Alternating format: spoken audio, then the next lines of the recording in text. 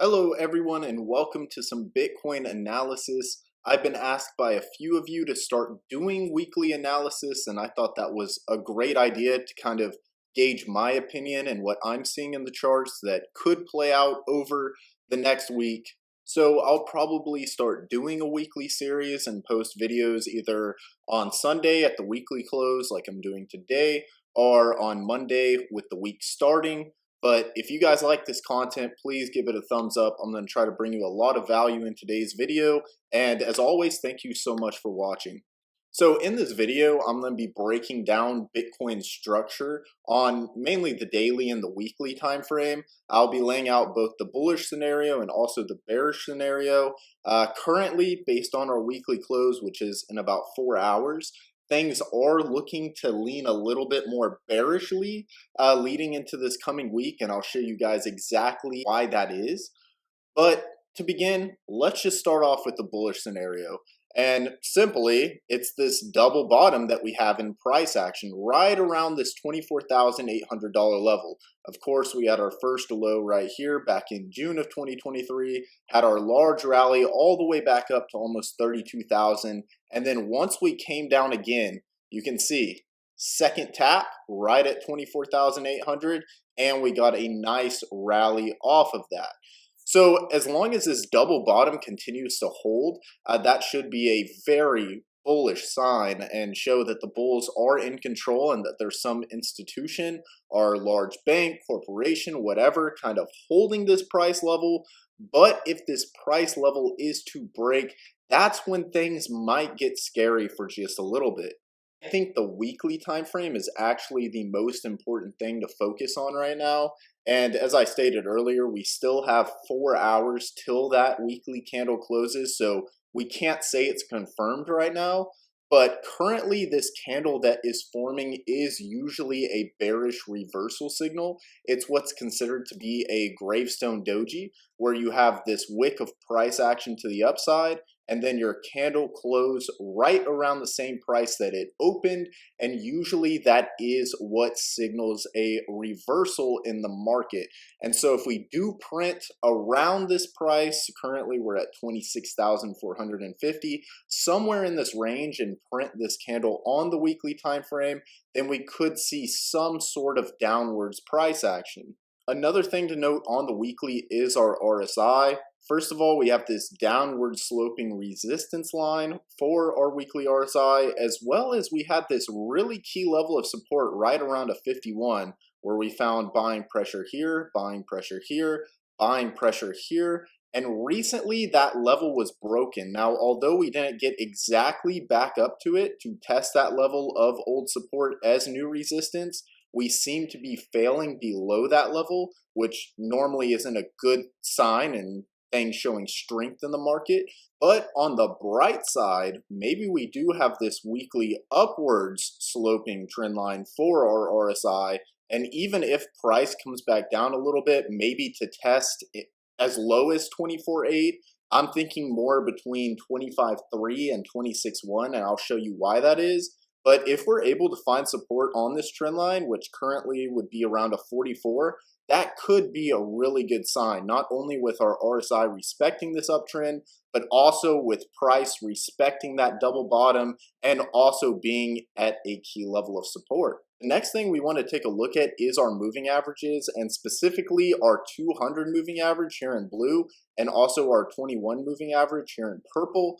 And we actually tried to test it. We got within $300 of both these moving averages and quickly sold off almost $1,000, leading us into this bearish gravestone doji. So now, if these moving averages are acting as resistance, we might look at this bottom one as a support level.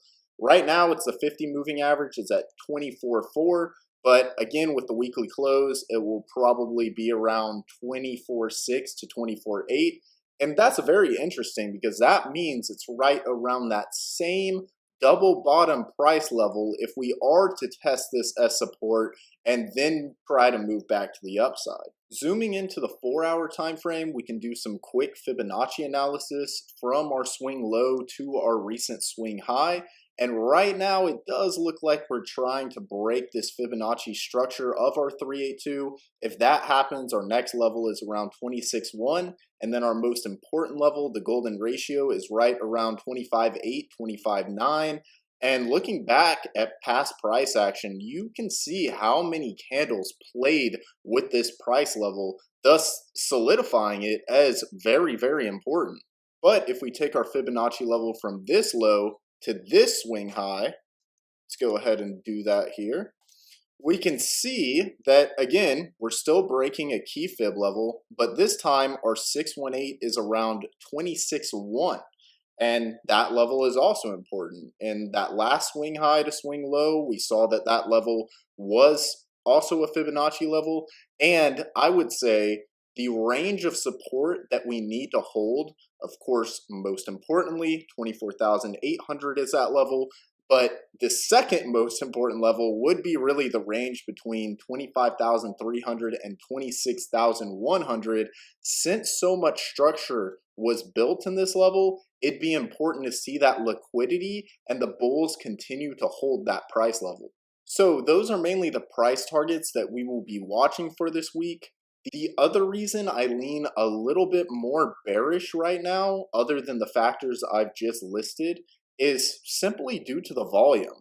Ever since the banking collapse, where we saw the highest amount of volume come in for Bitcoin and push us from about 19,500 all the way to about 31,000, since then the volume has just really dried up. There really has not been that much interest in Bitcoin. Whenever we created our bear market bottom and then had the banking collapse after that, look how much activity and volume there was in the market compared to recently.